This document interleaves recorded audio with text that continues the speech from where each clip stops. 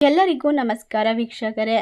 February 7 ನಾಳೆಯಿಂದ ಈ ರಾಶಿಯವರಿಗೆ ಅದ್ಭುತವಾಗಿರುವಂತಹ ಸಮಯ. ನಾಳೆಯ ಒಂದು ಶನಿವಾರ, ಶನಿದೇವನ ಆಶೀರ್ವಾದ ಈ ರಾಶಿಯವರ ಬಾಳನ್ನು ಬಂಗಾರ ಮಾಡುತ್ತದೆ, ಕಷ್ಟಗಳಿಂದ ದೂರ ಮಾಡುತ್ತೆ, ಪರಿಹಾರಗಳ ಜೊತೆಗೆ ವಿಶೇಷವಾದ ಸಾಮರ್ಥ್ಯ, ಶಕ್ತಿ, ಜೀವನದಲ್ಲಿ ಐಶ್ವರ್ಯವನ್ನು ತಂದುಕೊಡುತ್ತೆ.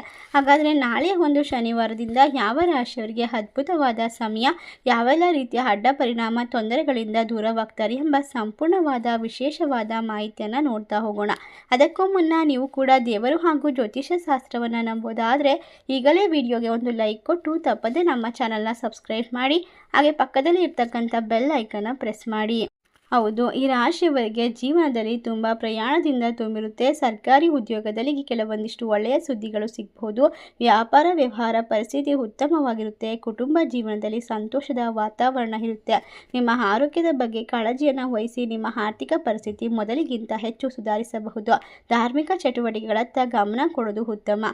ಈ ರಾಶಿ ಚಕ್ರದವರಿಗೆ ರಾಹು ಮತ್ತು ಶುಕ್ರರ ಸಂಯೋಜನೆಯು ಬಹಳಷ್ಟು ಅದೃಷ್ಟವನ್ನು ತಂದುಕೊಡುತ್ತೆ. ಶನಿಯ ಸಂಚಾರವು ಪ್ರಯೋಜನಕಾರಿ ಎಂದು ಸಾಬೀತು ಪಡಿಸುತ್ತೆ. ಹಣದ ಒಳಹರಿವು ಹೆಚ್ಚಾಗುತ್ತೆ. ನೀವು ನಿಮ್ಮ ಕುಟುಂಬದೊಂದಿಗೆ ಪ್ರವಾಸಕ್ಕೆ ಹೋಗಬಹುದು. ಕೆಲವು ಜನರು ಸಾಲದಿಂದ ಮುಕ್ತರಾಗಲು ಸಾಧ್ಯವಾಗ್ತಾ ಹೋಗುತ್ತೆ. ಒಟ್ಟಾರೆಯಾಗಿ ನಾಳೆಯ ಒಂದು ಶನಿವಾರ, ಶನಿದೇವನ ಸಂಪೂರ್ಣವಾದ ಆಶೀರ್ವಾದ ಈ ರಾಶಿಯವರ ಬಾಳನ್ನ ಬೆಳಕು ಮಾಡುತ್ತೆ. ನೀವು ನಿಮ್ಮ ಕುಟುಂಬದೊಂದಿಗೆ ಉತ್ತಮ ಸಮಯವನ್ನು ಕಳಿತೀರಾ. ಅಷ್ಟೇ ಅಲ್ಲದೆ ಹೂಡಿಕೆ ಮಾಡಲು ಕೂಡ ಇದು ಶುಭವಾದ ಸಮಯ ಅಂತ ಪರಿಗಣಿಸಲಾಗುತ್ತೆ. ವ್ಯಾಪಾರ ಪರಿಸ್ಥಿತಿಗಳು ಬಲಗೊಳ್ಳುತ್ತೆ. ಆರ್ಥಿಕ ಪರಿಸ್ಥಿತಿಗಳು ಮೊದಲಿಗಿಂತ ಉತ್ತಮವಾಗುತ್ತೆ. ಒಟ್ಟಾರೆಯಾಗಿ ನಿಮಗೆ ಕೆಲವು ಒಳ್ಳೆಯ ಸುದ್ದಿಗಳು ಬರಬಹುದು. ಜೀವನದಲ್ಲಿ ಸಮಸ್ಯೆಗಳು ಕ್ರಮೇಣವಾಗಿ ಕಡಿಮೆ ಮಾಡಲು ಪ್ರಾರಂಭವಾಗುತ್ತೆ.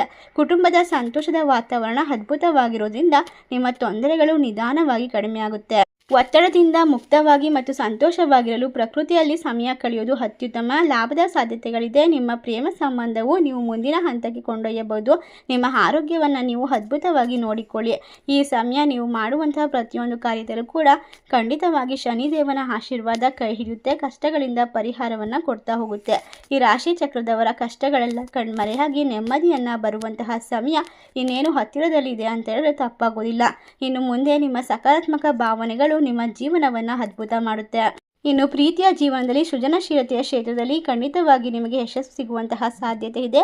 ಬಹಳಷ್ಟು ಆನಂದದಾಯಕ ವಿಶಿಷ್ಟ ಸಮಯ ಆಗಿರುತ್ತೆ. ಸ್ನೇಹಿತರು ಮತ್ತು ಸಾಮಾಜಿಕ ಮಾಧ್ಯಮಗಳ ಮೂಲಕ ನಿಮಗೆ ಪ್ರಯೋಜನವನ್ನು ತಂದುಕೊಡುವ ಸಾಧ್ಯತೆ ಇರೋದ್ರಿಂದ ನಿಮ್ಮ ವೃತ್ತಿಪರ ಸ್ಥಾನಮಾನ ಮತ್ತು ಪ್ರತಿಷ್ಠೆ ಹೆಚ್ಚಾಗುತ್ತೆ.